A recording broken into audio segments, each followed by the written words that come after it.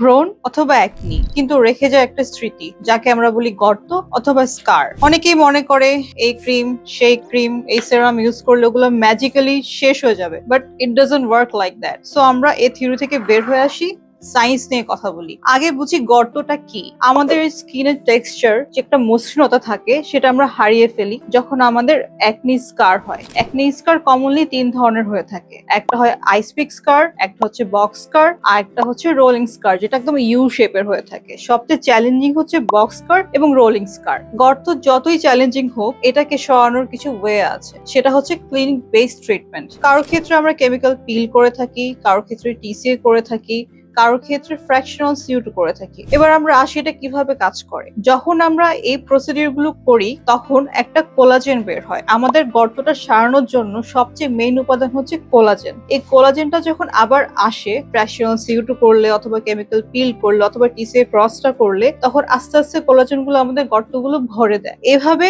গর্তগুলো আস্তে আস্তে শেষ হয়ে যায়। 6 থেকে 7 মাসে একটা টাইম দিলে আপনার ত্বকের মসৃণতা ফিরে আসবে। সো এই ক্ষেত্রে আমরা গর্তের জন্য কম্বাইন্ড অর ককটেল একটা ট্রিটমেন্টে যাব। সেটার মধ্যে কেমিক্যাল পিল থাকতে পারে, লেজার থাকতে পারে, কিছু খাওয়ার ওষুধ থাকতে পারে এবং 2-1টা নাইট সেরাম অর ক্রিম থাকতে পারে। That's it.